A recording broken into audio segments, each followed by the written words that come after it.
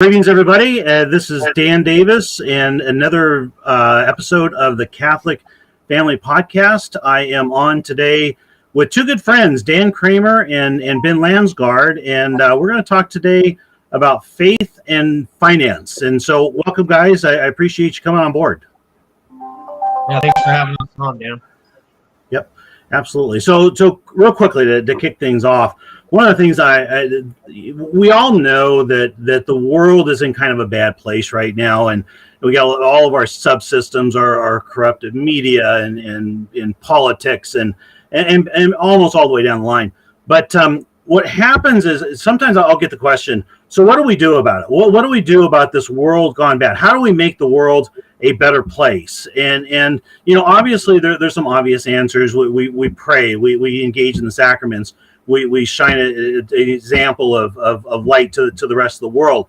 But one of the things I think goes underappreciated, underrated in that regard is basically what I like to say is buy local. Okay, so we need to be thinking in terms of these parallel structures. This big monolithic system that we have, eventually at some point, we don't know when, it's going to collapse of its own weight. And when it does, we need to be prepared to basically be the green shoots of a new system that comes up. We need to have our own media, have our own, perhaps our own food delivery, have our own education, all these different things. And one of the important pieces of that is our financial world, and basically having our financial, ourselves in order. And so to that end, Dan, Ben, you guys are financial strategists, and I like that term. I don't think I've heard that term before, but I guess I would ask you both, and maybe we'll start with you, Dan. Tell us a little bit about yourself, and what is a financial strategist? Yeah, thank you. So, Dan Kramer. I live up in St. Cloud, Minnesota, with my family. We go to the parish up there in Sartell, and currently spending a few weeks away in Florida. So not in my office, but down here with the family, and we have some more family in town. So I guess the short story, we'll say, for the financial strategist is most people know what a financial advisor is, or they think a financial advisor. Well, a lot of times to call yourself those terms, you have to have certain security licenses. Basically, those licenses just tell people that you sell mutual funds or you sell you sell stocks and bonds. That's a very typical advisor. I was that for about 2 or 3 years, and then I'm like, this isn't really working, and we'll get into that in a second. So I hired this coach, and he came up with that term, that wealth strategist or financial strategist, and I call myself that because after we assess people's personal finances, we'll get real clear on what they're doing, what's working, what's not working. And our job isn't to come in and sell stuff or tell you what to do. It's more to teach you strategies, teach you ideas. And in doing that, the client becomes the salesperson. They say, yeah, that makes sense. That's adding wealth to my life. It's lowering risk. And they make the decision to go forward with it. And Ben's working with me now. And I tell him all the time, our job is to come in as the educator. We want to teach you strategies and ideas. Your job's the salesperson to go make those decisions. And it takes the stress off of us once you say, Ben, because we're not here to tell you to do something and then get angry if you don't. It's like, well, it makes sense or it doesn't. And if it doesn't, it's probably they don't want to do it, or it's not something they're going to do. So yeah, that's kind of the short of it. Ben, maybe you can add to that. No, I'd say you hit it right on the head.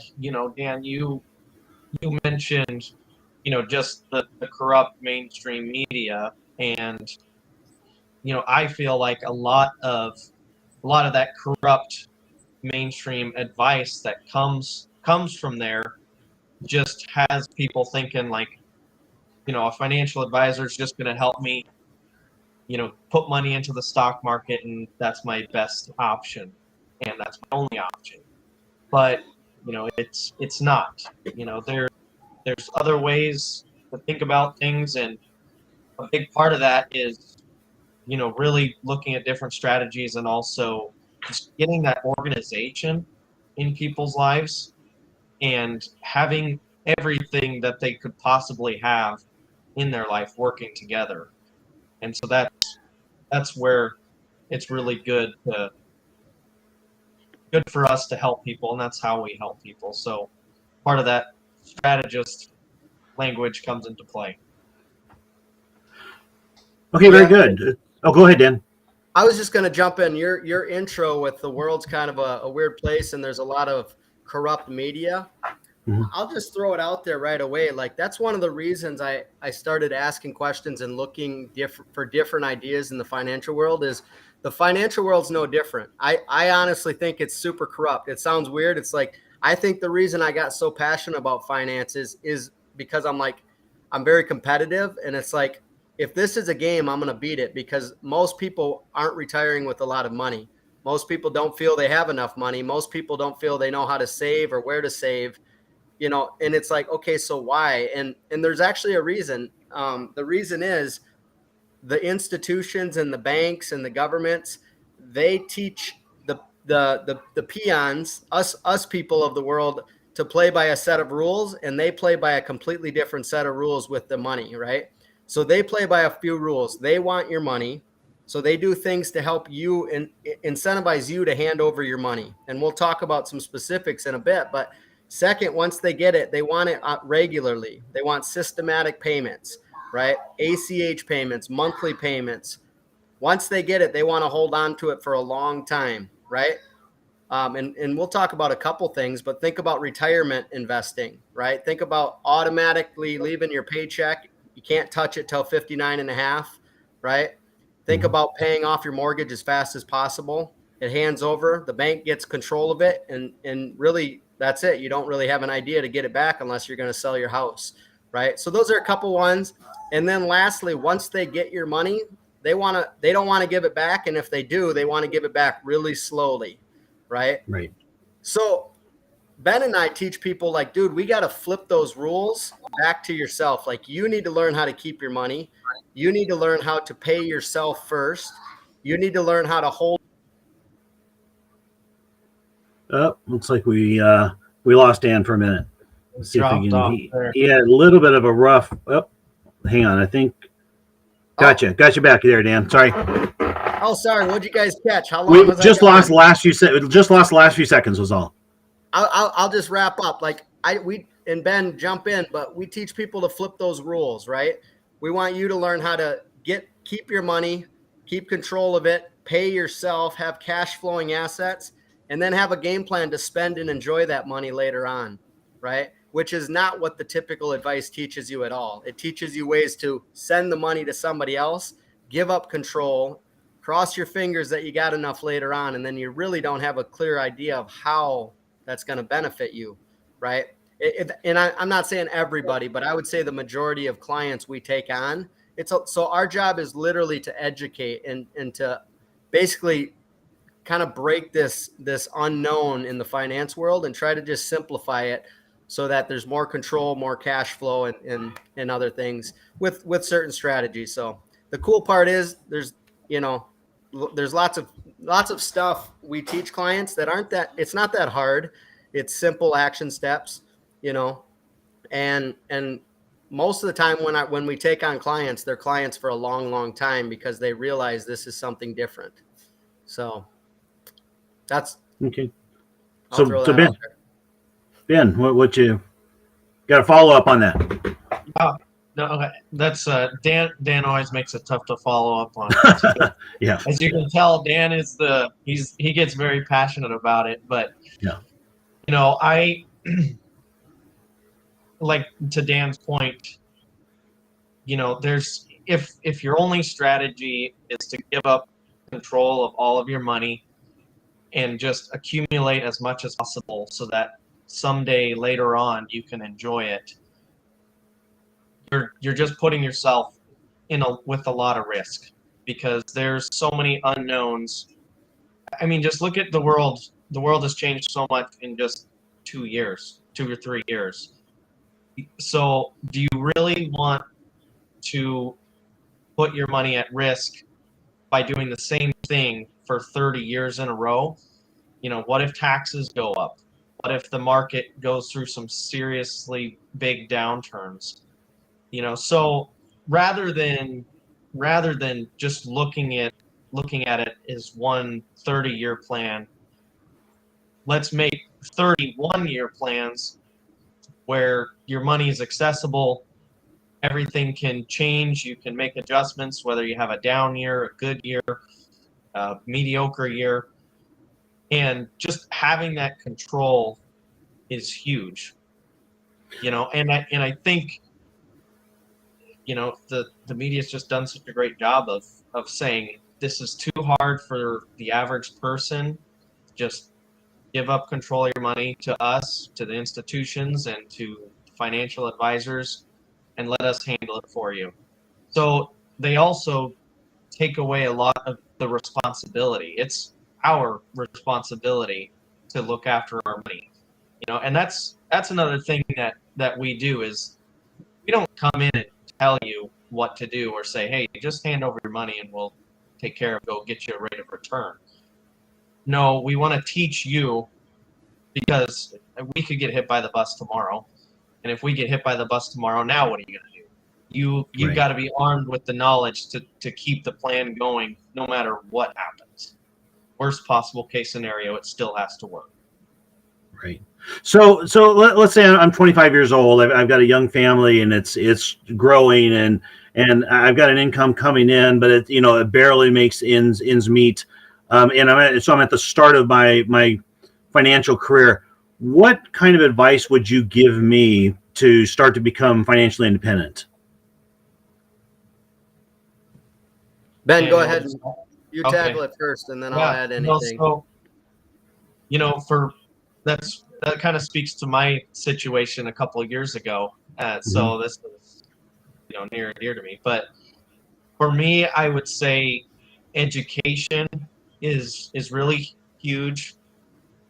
Investing in yourself, in your knowledge. If you have a career that you really enjoy and you really love, rather than having the mindset of just how do we cut our spending, how do we cut back and reduce, how can I grow my income?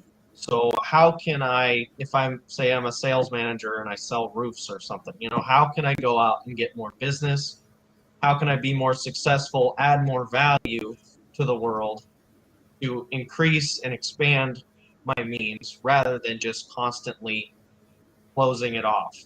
Because with the mindset of scarcity, it's really hard to grow. And I think we get really wrapped around the fact that, oh, money's bad, and we don't want to be out there chasing the dollar. And if you're just going to chase the dollar to just go after worldly goods and not be responsible with it, that's not something that I recommend, especially as a Catholic. But as a young father who is bringing home the only income, and you have small children, and you probably will have a large family, it's important. It's really hard to make it on one income in society now. So, investing in yourself, getting educated, learning how you can increase that income, become a better investor. And the other thing is liquidity. Making sure that you're making the habit of saving, even if it's as simple as $20 a week into a savings account, just to create that habit and start to build that cushion, because we all know life happens. So those are probably two of the biggest things for me, is just the habit of saving and mindset and investing in your education. Dan, I don't know if you wanted to add anything to that as well. Yeah, Dan, did you have any comments on those statements? Otherwise, I can definitely add to them. Yeah, go ahead. Yeah, I think he hit two big things, is mindset. So when we hear mindset, like, your mindset is never perfect, right? There's no perfection in this earth, right? But like, there is a scarcity mindset and there is a growth mindset. and you're constantly battling those mindsets. So, and you can't just, the mindset is so like finicky, and it definitely comes from our parents. It comes from the people we hang around, right? So you have to be very mindful of your environment. If all the people are around you, so I would really check your words. If you're constantly saying, that's expensive, I can't afford that, we can't do this, we can't do that, like the brain really just kind of listens to whatever you tell it. And if you're constantly saying we can't afford it, it'll go to work. Okay, yeah, we can't afford it. And it'll go find ways to justify you can't afford things. So a couple small switches that help me. And if you're a reader, if you're not a reader, I recommend you be a reader. But if you are a reader, Rich Dad, Poor Dad by Robert Kiyosaki is one of the greatest books that any investor I've ever met that has reached any success has read, right? I've read it multiple times. It's not a boring numbers game. It's more of a mindset. He talks about a lot of the stuff about what is a good mindset versus a scarcity mindset, right? Another thing Ben said was investing in yourself. I just think if you're in your teens and 20s and even 30s and even 40s, but for sure when you're 20s and 30s, like learn a skill, learn to add some value, and learn ways to add extra revenue streams, right? Don't back yourself into a corner of one job, one income, because no matter how safe and secure you think it is, I mean, at the end of the day, it's going to take your boss a week to replace you, if something happened. So add some value. Obviously, pour your heart out at work, get promotions, do the best you can.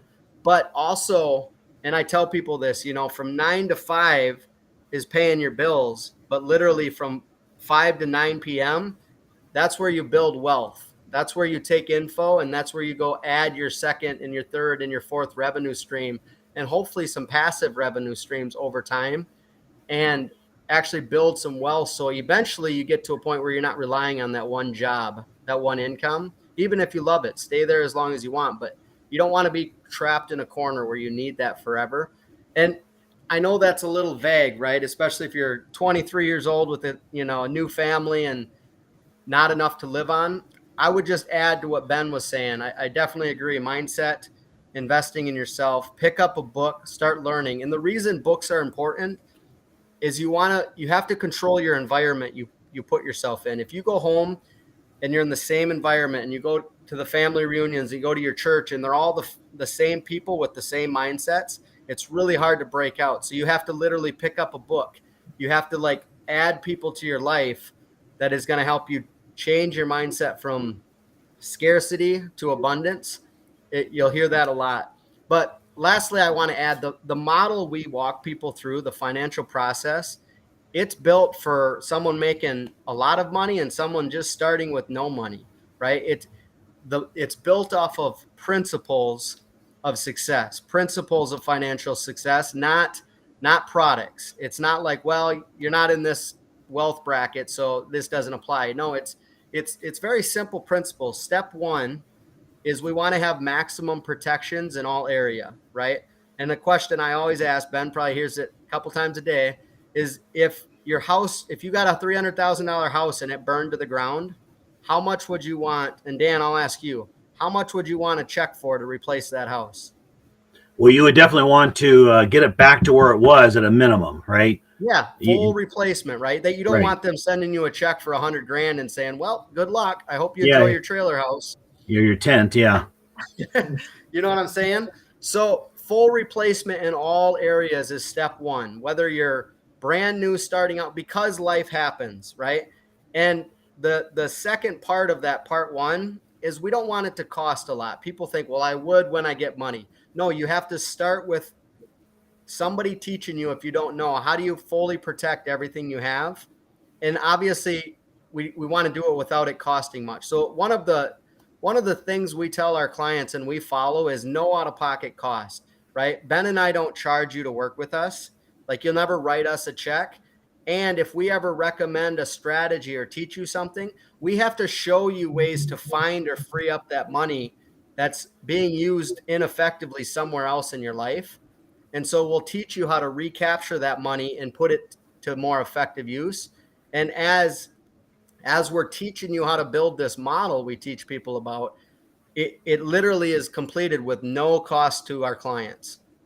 And Ben might be going, yeah, I didn't really believe that at first. I think you said, how does this work? But you've been on how many client meetings with me? 50, 60 maybe in the last year? Yeah, a lot. 70, 80, I don't know, more probably, right? The model, it's the same principles. I've taken on clients that make 7 figures. I've taken on clients that are like, dude, how am I paying my bills next month? Right. And the average person, we're going to find about 5 to 10% of their revenue that's being mismanaged, poorly used. Even, and people go, well, they're wealthy, that doesn't apply to them. No, when you're wealthy, the number gets bigger because there's taxes to recover. There's, debt management is huge, right? So that's the cool part. We're able to recover that 5 to 10% and then show them, like, this is exactly what you probably should do with this money, right? Because of X, Y, and Z. And then there's just an action step. They go ahead and go do it. They're happy. Life goes on. We keep building. It's not like you're rich overnight, but if you have the principles to follow, every year you should be looking at your financial story and seeing, wow, I'm improving. I'm moving towards what I want to move towards. Whereas, how many people, and this isn't a knock on anybody, but people literally just lose track of years. They go by, years go by, and they're like, yep, still paying off this debt or still doing this. No, we can't go on that trip. No, we can't. In the mindset, it's like, well, what if you could? Right? So that's one of the coolest things I like to do with the clients is we take a few meetings, maybe one meeting for sure, and we just talk about, like, what if, right? And Ben, I'll let you ask the couple questions, but what are those 2 questions I always ask people early on in our meetings that helps with that mindset block? Yeah, the first one is, we'll just ask people, like, what does it look like when you've reached that level of financial success, when you can say, yes, we made it there, we're where we wanted to get to, like, what does that look like? And it's amazing the answers you hear from people, and it's just amazing seeing just the light bulb go off, and they kind of look and go, man, I never been asked that before. And then it gets them thinking and dreaming a little bit, and then we start to build out a wish list for them. Like, okay, that's what that looks like, and that's what we should be going after. And the other question we ask is, all right, if Dan and I showed up at your door, or in person with a briefcase full of money, $1 million, that no taxes, no strings attached, what are you doing with that tomorrow? What are you doing with that next year? What would you add in your life? What would you make go away in your life? And that's a really cool exercise, because then you really to hear people talk about things that they've always wanted to do, but they've always told themselves, no, it can't be done, or yeah, it's just not possible. So it really gives that what if scenario, and that's always really fun. Yeah. Well, go ahead. No, I was just going to ask another question here. So as a one-time 25-year-old, and I honestly may have been 25 before you two were born, but who was in that tough situation, growing family, a salary that wasn't doing enough, and kind of wanted to spend that 5 p.m. to 9 p.m. Making some more money and starting to get into that growth mindset. And so I actually did that, but didn't know what step to take. Do I sit down with the want ads? There was no Craigslist at that point, but from your experience, or for perhaps people you've helped out, what would be that first? Where would I go first to say, what can I do to bring in a second income? I would say, start with things that interest you. If you're a person like us, we work an office type job sometimes having another hobby or something that you can do with your hands or do outside might be something that you like. You know, that's what I would look at first, is look at different interests, things that you enjoy doing.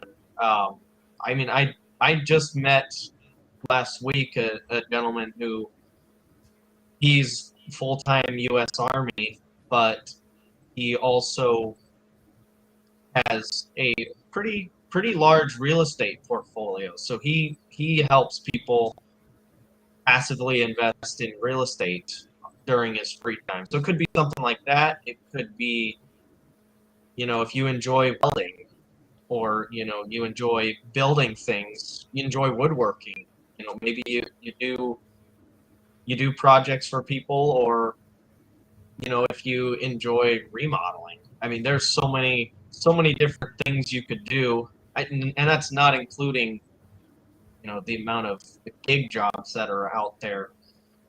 But that's probably where I would start, is just look at your hobbies, things that you enjoy doing, and start thinking of ways, how can I market this, or how can I use this to make some little extra income, and see where it goes. You never know. So some of those side hustles turn into big things for people. So, don't just dismiss an idea just because you think, that's not gonna I can't do it. Not gonna do Right. something big. Mm-hmm. So, that's where I would start. I would also say, start close to home, meaning if you have a job that you're working, like, are you maxed out at that job? Can you add some value for your employer? Can you, maybe take some ideas to them if you've been thinking? Don't bring problems to your employer, bring solutions, right? Think helpful for them. See if you could add value to your employer. And, if you're in a sales position at work, set some big targets for yourself so you can earn more commissions. Dan, can you hear me okay? You're froze on my end. Okay. No, you're good. You're good. Okay. So along with what Ben's saying, but a lot of what Ben explained was assuming you're kind of handy. And I think the three of us, from what I know, are handy. So that's relevant. But if you're absolutely terrible and you're going to hurt your thumb every time you pick up a hammer, and I get it, there are those people out there, you might be thinking, yeah, that's not me. But I would start with your job. And it might sound corny, but I think a lot of people spin their wheels trying to add this second income because they never actually thought about where they want to go. So vision is huge, right? So anybody watching, I would do an exercise. I do this with my spouse, Leah, all the time. I've been doing this for 5 years. 2 years ago, started a podcast revolving all around it, but it's the 4 F's, right? I would sit down on a piece of paper, write down faith. And then I would write, the next line should be, what does perfection look like in your life, in your faith? Are you close to mass? Are you going to daily mass? You say in your prayers, what are you reading? Maybe you want to read the Bible, maybe whatever it is, right? Write out what perfection looks like in that area. And then the next line, write out, kind of check yourself, grade yourself on what your current life is looking like. Right. And automatically now you have a little vision of what you're going for. You guys can probably guess, but step 2, write down family. How is your family life? Are you a good husband? Are you a good dad? Right. If you're the mom, are you a good mom? Is homeschooling going well? If you're homeschooling, I'm not saying you have to homeschool. That's what we do. Right. Write down what perfection looks like in your family life. Right. And then secondly, right, grade yourself. How are you doing? Are you present with your family? Is family the second in your priorities, or is money the first?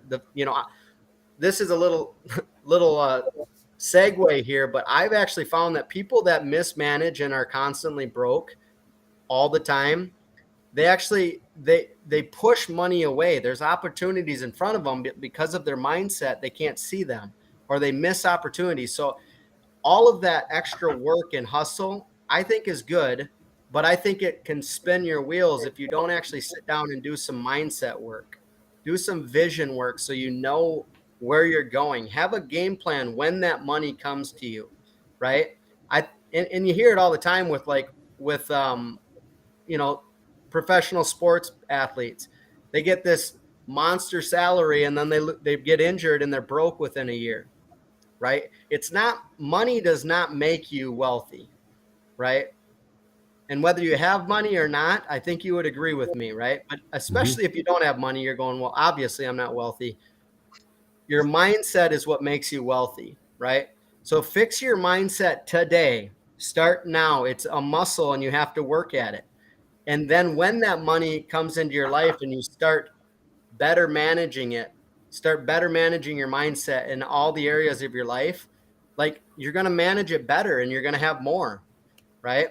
And God's going to reward you more because you've been a good steward with what he's given you. So that was a little bit of a segue, but back to the exercise, right? So we did family. Well, next is fitness, right? Write down your mental and your physical fitness. What does perfection look like, right? How are you handling yourself? What's your daily routine like? Like, are you reading? Are you exercising? Are you eating healthy, right? You do those things and the other stuff gets easier, right? You have more energy. You can go work longer and more effectively. And then step 2 of that exercise is grade yourself. How is your diet? How is your workout schedule? How is your daily routine, right? Do those things. And now you have a vision of what you can go, you know, after you do this exercise. And then the hard part, and let's be honest, everybody knows, right? Everybody knows they'll lose weight and be better shape if they work out and they eat different food. It's hard to do the action step, but at least if you have a vision, you can know the action step a little more clear. And then lastly, finances. Literally, I remember writing down these bogus money goals, right? When I was multiple 6 figures in student loan debt and other debt and coming out of college, 3 kids, you know, after I think our monthly budget for Leah and I, if she ever listens to this, we gave ourselves an allotment for $10 for the month. Oh, my stars. For the month. Wow. And we followed it for a while and it sucked. Yeah. Right. I don't recommend that. I mean, it was good. We went through it, but that creates more scarcity if you live in that zone for a long time. Right. It wasn't until my mindset started shifting, but I remember even when I was that crazy upside down, I would write out these monster goals, right? Like goals I had no idea how to conceive, but I wrote them out over and over and over and over. And now I'm writing out bigger goals. Now I'm hiring people. It's crazy, right? When you take on more responsibility, you know, that's a whole second goal. It doesn't get easier. You have to keep sharpening the skills and you have to keep sharpening your mindset. But that's what I would do first. You can go kind of spin the wheels and add extra hours and job stuff, but it might actually be a detriment to your family because you're away longer, right? So take a little time to do this exercise with your spouse if you're married. If you're not married, do it by yourself, but preferably do it with somebody. And then that's called an accountability partner. And then set some action plans to move just a little bit closer to each of the goals in each of those categories. And just keep getting a little bit closer. I mean, if you literally get 1% better a week, like you're 50% better in 1 year. I mean, yeah, that's like crazy. The imitation of Christ, right? If we can overcome one fault per year, we would soon be a perfect man. Exactly. I love it. So, yeah, I love it. You know, so yeah, I don't know if that answers your question, but that's what I would do if you're in a tough spot. And also realize, like, if you are in a tough spot, it's not to say you're bad. It's not to say you're stupid. It's not to say you're not worthy. You have to like build. I think the mindset works so powerful because you should think good about yourself. You're a temple of God. You're worthy. You're able to do it. And if you're in a tough spot, you're exactly where you're supposed to be, right? You're not broken. There's nothing wrong with you. God put you right where you're supposed to be on purpose. So I think that's so important for people. Start with mindset, start with kind of building yourself up, and then I think your opportunities that are in front of you, you'll start to see them better. And if you have a vision, you'll start to actually follow through on some action steps. And Right. it is a roller coaster. So yeah. Absolutely. Yeah. What I'm hearing you say is that basically in our lives, we're going to be sharp or we're going to be dull. And that applies to body, mind, spirit, our entire being. And yeah, and I'm a big believer in the same thing, that you can't be sharp on the financial side, dull or poor with your diet, with your family, with your faith and everything else, and think that is going to be a road to success. You're talking about basically a completely comprehensive, holistic look at faith and finance. Yeah, and I see Kevin asked, do we advise people on these 4 phases? No, but most people, here's the thing. I tell people straight up, like, if you don't have a game plan to manage this money well, that I think that's where scripture, people misquote scripture and have these weird ideas about money from the Bible that, it's going to make you evil, and that here, money is going to make you more of what you are, right? And if you are like sharp in your faith and sharp in your fitness and sharp in your family, and you get a bunch of money dumped on you, money is literally just a tool that you can go be better in all those areas if you choose. But if you've never thought about it and you're not working on your mindset, I think that's where people get themselves in trouble with money. Yeah. So what would you say was the difference between being rich in spirit in a biblically censured way? I mean, the rich, it's easier for a rich man to get to heaven than it is for the camel to go through the eye of the needle, versus being just materially wealthy. I mean, which is not a sin. Where would you draw the line between those two? I'll go first, Ben. I think finishing out that phrase from the Bible, right? The rich man going through, the eye of the needle, and then at the end it says, "But with God, all things are possible." I think just focus on that last part. With God, all things are possible. I literally use these 4 F's as a decision-making tool for all of my decisions. So if $1 million came into my life, cross my fingers, but if that just fell into my lap tomorrow, I would literally make some decisions, and every decision I would go, is this good for my faith? Is this good for my family? Is this good for my fitness? And then obviously, is this a good financial decision? If I answer yes in those orders, do it. Simplify the decision making. But here's the problem I think people do. They know it's probably not great for their faith. They might even have to miss mass once in a while. Maybe they're not doing their daily prayers because they're so tired. They know that maybe it's taking them away from their family, right? They know that maybe they have to eat restaurant food more often and eat out, and it's not great for their faith, but they're making so much money, they justify it and they go do it. That's not following the rules, right? So if it's bad for your faith, you don't even go on to family. No. And it's not easy, but if you can get that convicted in your decision-making skills, I think that will help people not miss money, not use money for more than it is, which is just a tool to live the life that we want to live. Right? So I don't know if that answers your question, but definitely follow the 4 F's when you get money, and I think it'll save your soul. The second part I was going to say is tithing, giving, right? If you're given more, you're expected of more, right? If you do well for yourself, you need to realize, like, yeah, you might have made some good decisions and helped get yourself there, but it was only by God's grace that you got there. So you better turn around and, give. Ben, I mean, have we ever talked about like what I recommend giving? And I don't ever tell people they got to give, right? That's the personal choice. But do I think it's super important? Yes. Yeah. I mean, people should be giving, even if you're dirt broke, give.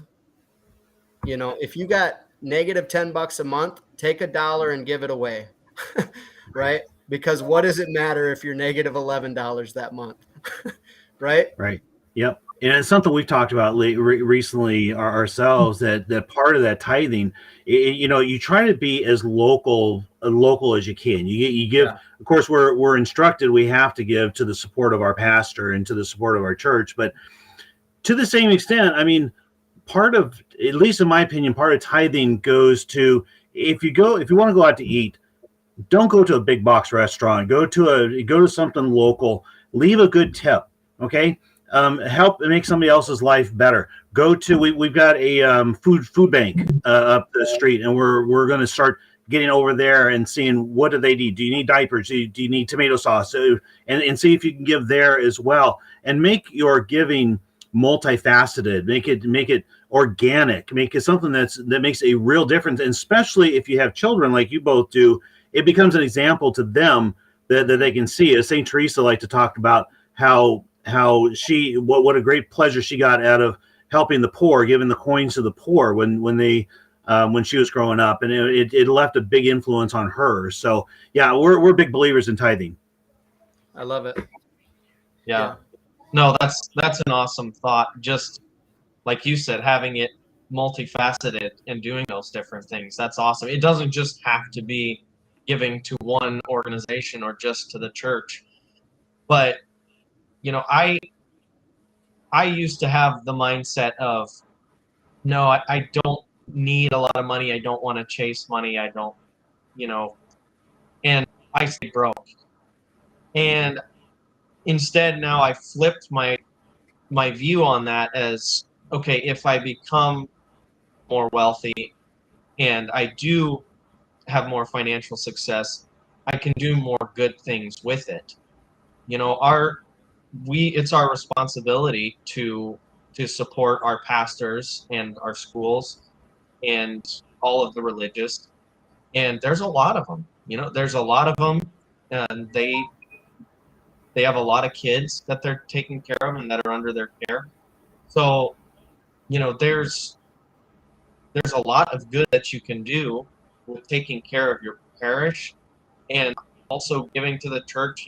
They know who in that parish or who in that neighborhood or part of town is in need of help, and they can also help other people. So, I don't think we should be so afraid to have money if we're going to do good things with it, and if we are good people.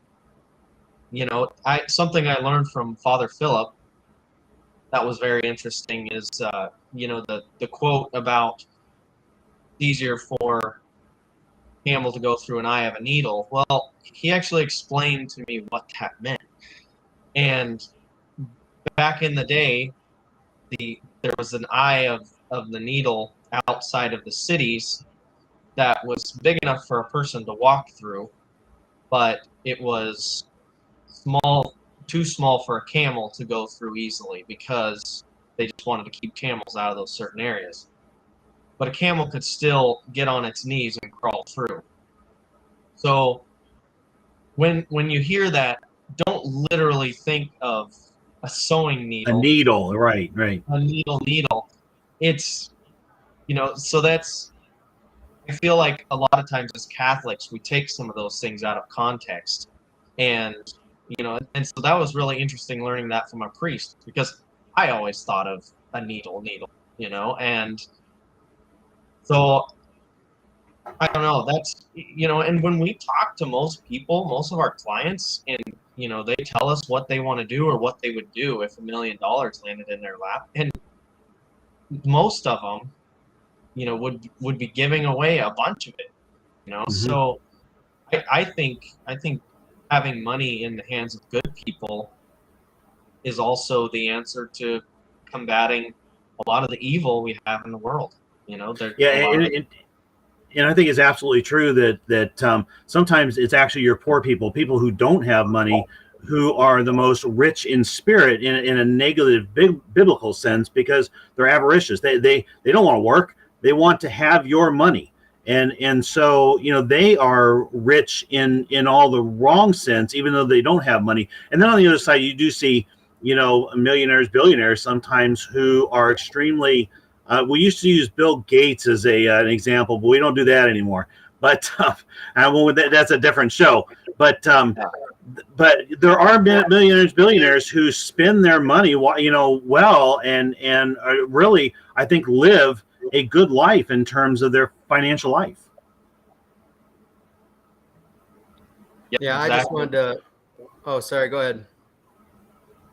No, I was just gonna say exactly, and that's where I think if you have if God has given you the ability and, the smarts to be able to go out there and be successful, it may not be easy and it may take some work and some heartache, but I think for some people it might almost be what he wants from those people to go out and do, and to own businesses and employ other people and provide those better places of employment.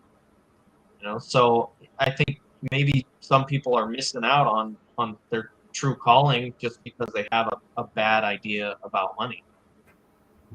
Dan, what were you gonna say? Sorry. I was going to comment something and then answer some of the chat questions here, but if back to your question, Dan, about, let's say you're starting out and maybe there's not a lot of excess money. There might be some debt, new family, all that stuff.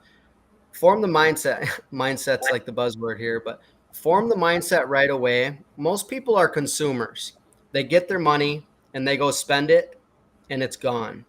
It doesn't produce anything, right? So take a little inventory of how you do in that area, right? You want to become a producer, right? And one thing I talked about, we teach people where to place money to keep control. We teach people how to invest for cash flow, money rolling in. Even after you do the work once, you do the research, you learn about it, you place it somewhere and you get paid for a long time, hopefully, right? You're producing something. Usually when you place that money, it impacted something positively and you're getting paid for it. You're a producer. Most people, and I would venture to say like 95% of people, are consumers. They trade time for money at their job. They get their money and then it's gone. After bills and a little bit of spending, it's gone. And they got to go do it again and again. And they can never step away from their job. So as a young person, I want you to think about that. Take inventory if you're doing that and try to get excited about becoming a producer. Save up just enough money to invest it somewhere that's going to produce something. And early on, to Ben's point, investing in yourself, go to a course, pick up a book, hire a mentor, hire somebody that's going to increase your skills, or get around people that'll help your skill level go up so you can personally produce more money. And then maybe you can place your extra money into things that pay you. I like real estate. I have businesses, right? I place the money, I put up time up front, and it pays me over time, hopefully. And there's risk with everything. Some people will jump on and say there's risk, right? Well, I think it's risky to follow the norms. Get to retirement, cross your fingers, and then be mad at the results. That's pretty risky to me. Right? So I just wanted to answer. Andrea Colombo says, I must admit that money is the last of my worries, especially now when I find myself deprived of all basic freedoms that make a man, but maybe is the just chastisement for our atheistic society. I'll just speak to me personally. I envision my home life pretty self-sufficient. I'm not there yet. That's one of my visions with my family life, with my wife, right? We want a homestead that we can shut the gates if the world goes really bad, and we can have enough extra to invite some friends over, right? Mm-hmm. And maybe we have to miss a year of the world because it's going through its thing, right? I'm not saying I want to shut out from the world because people need help and stuff, but I agree with you. I mean, if the world is bad, you can either be a victim and complain about it. And I'm not saying you are, Andrea, or anybody else listening, but those are your options, right? You can sit back and go, oh, our government sucks and everybody sucks and there's nothing we can do. Or you can sit down and say, hey, how can I fix my personal economy first? And when we fill that cup up and there's stuff spilling over, how can we take that extra and go change our local economy? To Dan's point, shopping local, maybe get involved in politics, maybe get involved with your school board or whatever. And then when that starts spilling over, make an impact, change people, help other people, add value, right? And that'll spread bigger and bigger. So you don't want to be a victim and you don't want to be a consumer, right? You want to be the opposite of those. You want to be a producer and you want to take control of your life to the best of your ability. Right. Yeah, and I would add one more real quick there, Dan, that Kel and I were talking earlier about. You've heard of the Benedict option, which is basically you get us as Catholics conclave together and shut off from the world, like a little bit like the movie The Village almost. And I think we decided that's really not a good way to go, because I mean, sure, you can avoid a lot of pain that way. You can avoid the world and you stay away from its enticements and everything. But we're meant to be a light to the world. And right. I think that's the third thing that I would add is we are meant to be a light to the world. And we can only do that if we are in the world, just not of it. I love it. Yeah. Yeah. And how are we going to convert people, right? Mm-hmm. You know, how are we going to convert people? How are we going to be an impact to them if all they look at us is kind of just for ourselves first, and we're not really being an example. So I think you got to protect your surroundings, especially when you have kids, right? I'm not saying you got to mingle with, you know, a lot of immorality or anything. You got to be prudent. And I've heard your guys' podcasts in the past. You have to be prudent with who you let your kids around and everything. But big picture, you got to work on yourself to the point where you can shine a light on others. So like you said, Dan, but Kevin also said, what do you guys think of putting money in the S&P 500 morally? There are some icky companies up there, but can make you make a buck. Ben, you want to go first? You want me to go first? Go ahead, Dan. The S&P 500, for those that don't know, is referred to the stock market. It's the top 500 companies, Fortune 500 companies that basically you put your money in these mutual funds. Typically it goes out and you get a piece or a share of these companies. My thoughts with investing in general, I'll cover the moral thing in a second. But I just think when you invest, you should invest in areas you have a little knowledge in, and you shouldn't, the more knowledge you have, the lower the risk. And to that point, how many people that put money in the S&P 500 have really any clue what they're investing in? I mean, I've been in this game a long time. I really don't know all of the details of what the money goes into. So to me, S&P 500 is more of a gamble. It's not investing.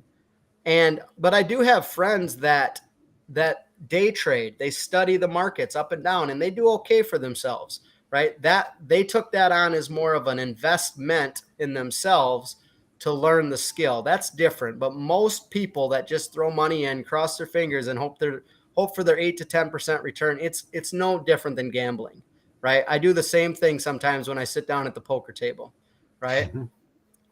So I would say if that's how you want to build your entire financial future on, I wouldn't advise it, right? But I do have money in the S&P 500, right? There might be stocks, right? If you get a company match at work and you get to put in some money and they match it, right? Okay, I don't mind that because you're getting a match. Morally, I mean, there are companies out there you can be specific with that don't support abortion and don't do some things. And I can connect you. If you guys reach out to me, I can connect you with a buddy of mine named Jared, who literally devoted his life to finding those companies. It's just not my skill set. So, yeah, I hope that answered your question there. Ben, what's your thoughts? No, my thoughts were very similar about the gambling. That's something that even I don't really fully understand the S&P 500, and it's not something that I've ever been drawn to. You know, Dan's point, when you're investing, invest in things that you understand. And for me, investing in physical things, I really like physical, real things, real estate, businesses, and you know, just when you don't have control over these companies. I think it was just today that Facebook or the metaverse, I mean, it took a nosedive like 20%. You don't have control over how these companies are run, and you don't have control of any of it. So if you start to look at the top 10 wealthiest people in the world, and if you guys want to see it, let me know, because I can send out the list. It's called the Forbes 400 list, and I just looked at the top 10 to see how they became wealthy. And there's only one person on there that became wealthy through the stock market. And that's Warren Buffett. And No, he right. did it by buying majority shares in specific companies in the stock market. So Right. it wasn't even him just saying, hey, I'm going to diversify and spread all this money across all these different companies. He went in and took over companies through the stock market. But everyone else, Bill Gates, Microsoft, you have the Waltons from Walmart. And the list goes on, and you start to see a trend. And so you go, well, I don't think I necessarily would really want to put all my money into the stock market. Right. To So, Ben, go ahead. I was just going to say, yeah, to Ben's point, and don't get lost in like what the uber rich do, the 0.001% of them, because that's kind of what society wants you to do. And I'm not saying you were doing that, Ben, but like, because that almost creates this idea that we can't do that. They just, we don't have the resources, the skills, all that stuff. Think about the normal wealthy people is kind of that $1 million and up. They're very, very, very average people that literally in a 5 to 10 year game plan, sometimes 20, they stuck to very basic principles that I feel we teach a lot more closely. I just want to say it is possible. It's not taboo. It doesn't have to be crazy. And you can be a good person and build some wealth for yourself and your family. I would encourage you to just say that to yourself. If you're really struggling with money or money mindset, or you can't hold on to it, or it comes and goes and you're always in a crisis mode, like start with the words you tell yourself. Tell yourself you're able to do it. Tell yourself you're worthy of it. And then reach out if you want us to help you, but just pick up a book. I can recommend a ton of books. I'm reading a book called Killing Sacred Cows right now by Garrett Gunderson. Phenomenally awesome book with a lot of the myths that I teach my clients, and he breaks them down. Obviously Rich Dad Poor Dad's a good book. But hopefully that was helpful. But yeah, Ben, I agree with what you're saying there. I would say overall the stock market, S&P 500, it's a very low level of intelligent investing. And because of that, it results in gambling. And because of that, not very many people make it out with very much money. Right. It's just, I've been doing this a while, and the people that have a really high income and really max out their retirement accounts, they might have $1 million or $2 million in there. The problem is they have no idea how to spend that $1 million or $2 million, because all of that money is going to be taxed. And so they're taught to not pull very much out. So they still live a life in scarcity and retirement. When you got kids and grandkids and you want more free time to spend and enjoy that money, but your mindset is telling you can't. So it's still a broken system. I would encourage you to invest in yourself, build cash flow. Conrad, really good question here. Yeah, go ahead. Oh, Conrad just said some really great advice here. Question: should I leave my money in the bank or keep most of it in cash at home? Ben, I'll let you take a stab first, and then I'll add to whatever you say. Well, it's an interesting. Makes me think of the story that I heard about someone who didn't trust the bank, and this really happened to someone, and so they took all of their money out of the bank in cash and kept it in their house, and their house burned down. So they lost everything. So that's one thought. The other thought is, right now inflation is what they say 7% now. Yeah, So year over year. if your money is just sitting inside of a bank account or just sitting inside your house, it's actually losing its value very, very quickly. So obviously you have to have a place to store some liquid cash, because you can't have all of your money tied up in investments. But there could be places, like sometimes we'll teach people that having cash available in the equity of their home, show them ways to tap into that and have it to where it's accessible, but not sitting there losing value. So that's one of those things that's kind of a case by case basis, not really knowing the situation, but yeah, just But don't go to many extreme. Don't go to either extreme. exactly. Is what you're saying. Diversify and have some here, have some there, and that makes a lot of sense. Yeah, because having it all in one single place is not good either. Right. And I don't know, what are your thoughts on that? Yeah, I was just going to say, when we take clients on, we teach people about what's called the velocity of money. It's a different mindset than, back to what makes us different in the financial world. Advisors, a lot of times they go off of what's called an accumulation theory, where we're going to set up this account and add to it for a long time and hopefully accumulate a pile of money that's enough, or we're going to pay off our house and accumulate a bunch of equity, right? It's an accumulation model. And what happens when water doesn't stay moving? Stagnates. It's the same with your money. Yeah. It's the same with your money. Unfortunately, you ultimately are the loser in that scenario. So we teach people velocity of money. Your money has to be constantly moving, and you need to start learning how to generate multiple different avenues of returns versus trying to make one chunk of money do a big return, because that adds risk to your life, right? And the story is, would you rather have 3 different 5% returns or 15% return, right? Every day, most people would pick 3 different 5% because it lowers risk, right? Right. So back to your question, Conrad, Ben alluded to this, but we teach people there's step 2 of building the perfect model is what's the right amount of liquidity, right? And if we teach people over time, it takes a little bit, but you want to have a minimum of 50% of your household income somewhere liquid and accessible on your model, on your financial life, right? And you might be going, well, Dan, if I make 100 grand, that's 50 grand, right? We normally have, 2,000 in the bank or whatever. So it might be a shock, but there's 3 places, right? One place is cash in the bank, right? Another place is open lines of credit in your real estate, right? Doesn't mean you got to have a loan against it, but if you got $100,000 of equity built up in your home, you could go to the bank and say, hey, can I open a line of credit?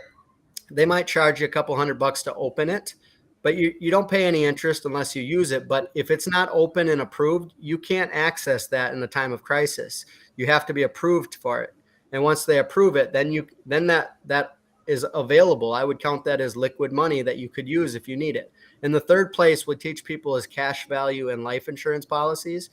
There's a big taboo with life insurance. And Ben, you can kind of touch on this, but whenever we teach people what we know about them and how the wealthy use them, everybody wants them. It's just nobody is taught about them. And I kind of wanted to jump over a lot of Catholics and people that are trying in their finances. They know a guy named Dave Ramsey, right? I went through Dave Ramsey's stuff. I think Dave helps a lot of people, but I think Dave hurts a ton of people when it gets to the investing world. Because what does Dave teach you? He teaches you to save 1,000. He teaches you to build that savings up. He teaches you to focus a ton of energy on debt. Wipe out debt. Debt is the devil. Get rid of it, right? And then once you have some extra money, put it in the stock market, right? So if you've been listening this far, you go, well, obviously that's probably not the smartest thing to do. Ooh. Yeah, lost him again. Wait. He's back. He's back. Am I back? Yeah, you're back. Did you guys hear anything about Dave Ramsey? Yep. We just lost about 10 seconds is all. Okay, so I was just saying, I like Dave in a lot of ways, but what he's marketing to is that person that's so bad at saving, he's helping them just get a little bit of a floor. But if you get a little bit of grasp on your finances, stop listening to him literally after step 1, baby step 1, because you don't want to spend your whole life focusing on debt. We teach people how to structure their debt, but I have people that literally waste 5 to 15 years of their life focusing on debt, and they lost all of that time to build assets, and that time never comes back to them. right? So there is a way to manage your debt properly and start building assets for yourself. We teach people all about that. I tell people, do what Dave Ramsey does in investing, not what he teaches you in his baby steps, right? Because this is what Dave went and did with his money. He built a massive marketing company that generates millions of dollars of revenue a year. That's a business that pays him every month. And then he took some of his gains and he built a big real estate portfolio that pays him every month. I think those are fantastic examples of what to do with your money.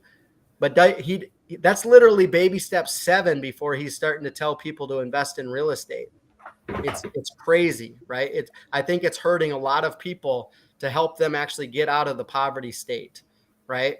So, yeah, he's great at marketing though. Almost everybody's heard of him, especially if they take an interest in finance. It's just, I would say, okay, save some money if you're that bad off, but there's probably ways to restructure your finances that you have liquid money. You just don't know how to access it. And that's stuff we teach people as well. So hopefully that was helpful. So guys, as we wrap up here, how would somebody get a hold of you? I think we can probably put some information, I hope, down in the description on YouTube, but how best to get a hold of you if somebody wants to learn more? Yeah, I'll jump in. So I'm most responsive to my cell phone, 320-443-5116. And we could put in the show notes. I also have a website called dankramerinc.com, DANKRAMERINC.com. And you can click reach out to me that way too. And then Ben also does a great job marketing on his Facebook and LinkedIn as well. So follow Ben and myself on Facebook and LinkedIn, and we try to put out some good content for you as well. So, yeah. Okay. And obviously reaching out's free, right.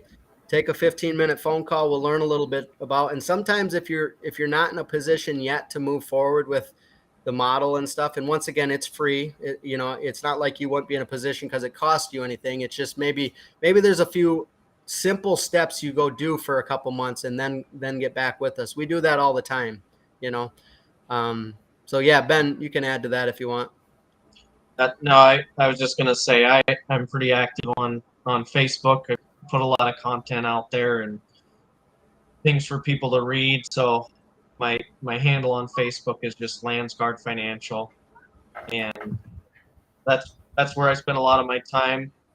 And then also my cell phone too. My cell phone is 661-972-4150. So either of those ways is probably the best way to get a hold of me. And we'll try to get this into the show notes. Yeah, that'd be awesome. Oh, sorry. I just wanted to make sure we answered Linda's question. So what about those of us in our 50s, never able to save and nothing for retirement? Is there an investment to invest in if you don't have much money? So it's funny you kind of phrased it all like that, right? So mindset's huge. So I would, Linda, this might sound corny. Take a sticky note and put it on your mirror that you brush your teeth in front of every morning, and write down something positive about how you're going to spend your retirement, something uplifting. It might sound corny. You might not even do it. That's fine. But if you do it, like I will have enough money in retirement and I'm going to spend it enjoying it, traveling with my grandkids, or something crazy that you can't even conceive, but write it, leave it there and read it literally 3 times a day, right? Every time you walk by, read it. You're not going to believe it for a while, but eventually you might start believing it, and eventually you might open the doors to some ideas. And secondly, the way you phrased it, is there an investment? A lot of times people think there's a magic investment out there that will save you. And I'm just here to tell you there isn't, right?